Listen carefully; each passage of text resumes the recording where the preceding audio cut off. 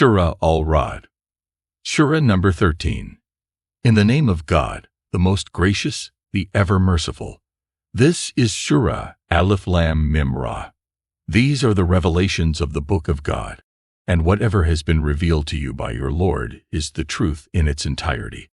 But most people of your nation are not believing.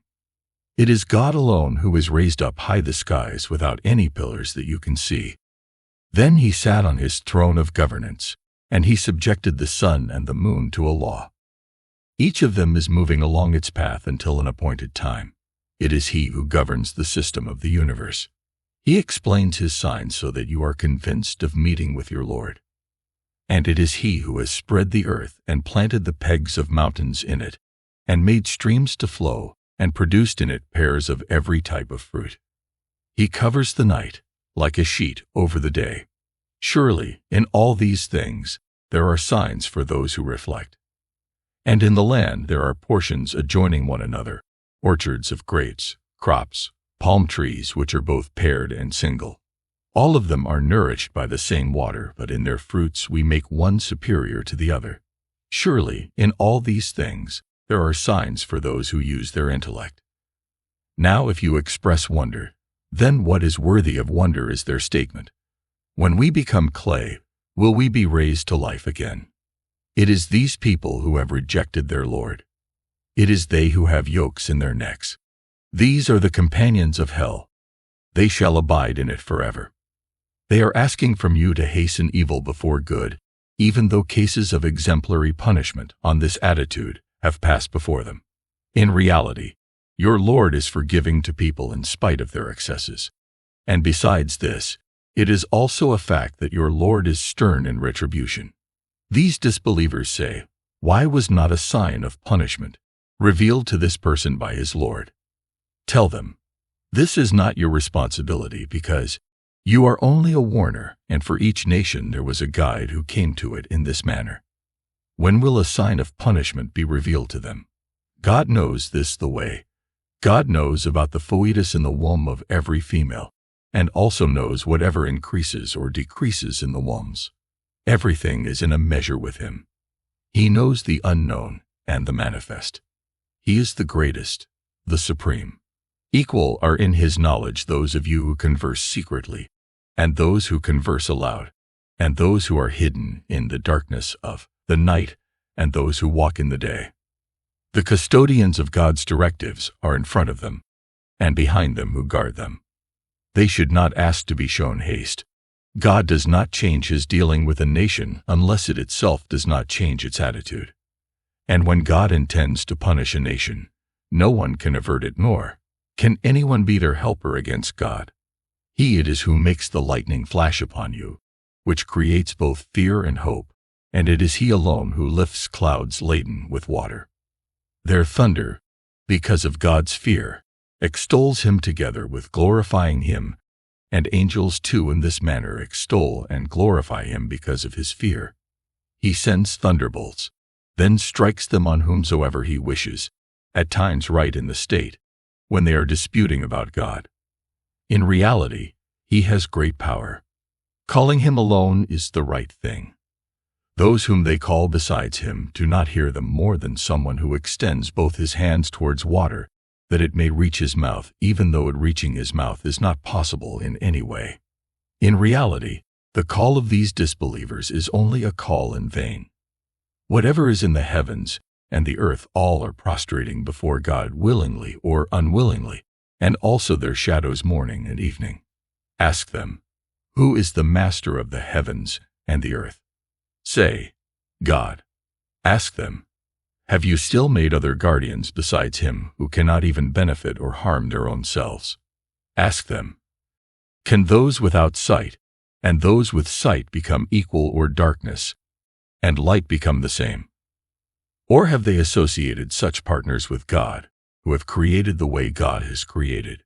So the matter of creation has become ambiguous to them. Tell them, the creator of everything is God alone, and he is one only, dominant upon all. He sent down water from the sky, so the valleys poured forth according to their capacity, and the flood carried the rising froth and such froth, also rises from within things which are melted in fire to make jewelry or other similar goods. In this way, God strikes truth and falsehood. So the froth is wasted away, and what is beneficial to people stays in the land. God in this manner relates examples, from which you can also understand the fact that those who responded to the call of their Lord, for them is a good fate, and those who did not accept his call, their situation will be that, if they have whatever is in the earth, and with it its equivalent too, they all will give it in ransom for their release. It is these people who shall have a harsh accountability, and whose abode shall be hell, and what an evil abode it is. So will the person who knows that whatever has been revealed to you from your Lord is the truth become like the one who is blind.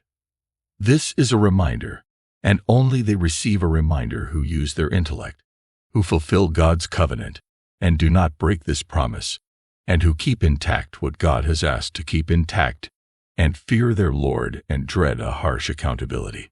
And those who remain steadfast to please their Lord, were diligent in the prayer and openly and secretly spent from what we had given them, and those who repel vice with virtue, the fate of the next abode is theirs only. Gardens of eternity in which they will enter, and those also who from among their forefathers and their wives and their children will become worthy of it. The angels will come to them from every door and say, "Peace be to you, because you remained steadfast." So how nice is this good fate of the next abode. On the contrary, those who break God's promise after making it, and sever what God has directed to keep intact, and in this manner spread disorder in the land, it is they for whom there is a curse, and for whom is also an evil fate of that abode. God gives abundantly to whomsoever he wants, and gives sparingly to whomsoever he wants. They were not able to understand this fact, and are infatuated with the life of this very world, even though this life of the world will turn out to be only a trivial provision in the hereafter. These disbelievers say, "Why was not a sign sent down to this person from his Lord?" Tell them, God leads astray, in this manner, whomsoever he desires, in accordance with his law, and shows his way to those only who turn to him, who profess faith, and whose hearts are comforted by this reminder of God. Listen. It is through this reminder of God that hearts are comforted. Those who professed faith and did righteous deeds, for them are glad tidings and a nice abode. O prophet, we have sent you in this manner as a messenger without any such sign, in a nation before which many nations have gone by, so that you may recite out to them the message we have revealed to you, even though they are denying the merciful God. Tell them, He only is my Lord. There is no deity except him. I have trusted him alone, and I know that one day, towards him shall be the return. In reality, had there also been a Quran through which the mountains could be set in motion, or the earth was rent asunder, or the dead could talk because of it, would they have accepted faith? No, this is not your job to show signs to them. In fact, all authority belongs to God. Then did not the believers lose hope in them even after knowing that had God willed, he would have given guidance to all mankind. Keep observing. Some calamity or the other will keep visiting these disbelievers because of their deeds, or will land near their settlement until the promise of God is fulfilled. God shall certainly not go back on his promise. Before you also messengers were mocked, so I gave reprieve to the rejectors. Then I seized them. So, observe, how was my punishment? Then is he who is aware of each and every person's deeds, and he who has no power at all equal, and they have made partners of God, due to this. Ask them, speak up their names. Are you informing God of something of which he is unaware in his own earth, or are you just uttering frivolous words? No, in fact, the deception of these disbelievers has been made fair for them, and they have been stopped from the path of the truth. In reality, no one can guide those who God leads astray in accordance with his law. For them is torment in the life of this world, also and the torment of the hereafter is much more severe, and there shall be none to save them from God. On the other hand, the portrait of the paradise which has been promised to the God-fearing is that it shall have streams running below it. Its fruits shall be eternal, and its shade shall be abiding. This is the fate of those who fear God, and the fate of the disbelievers is that for them is the fire of hell. They, to whom we have given the book, are happy at what has been revealed to you, and from among the factions of your disbelievers are those also who do not believe in some of it. Tell them clearly, I have been directed to worship God alone, and to associate none with him. I call towards him only, and to him alone shall be my return. We have revealed this book for this purpose as a decree in Arabic. Now, if after this knowledge that has come to you, you follow their desires, you will not have any helper or savior against God. Their objection is that why do you not show them a sign, and why do you have worldly needs? We have sent messengers before you also, O Prophet, and since they were human beings, we gave them wives also and children as well. And no messenger had the authority to show a sign without God's permission. Everything has an appointed time, and every time is written down. God erases from it whatever he wants, and keeps whatever he wants, and with him is the original of this written record. We shall show you some part of the warning we are sounding them or give you death, and after that deal with them ourselves. Nonetheless, your responsibility is only to communicate, and taking the count is our responsibility. Do they not see that we are closing in upon this territory by reducing it from its borders? God decides. There is none to ward off his decision, and he is very swift in taking account.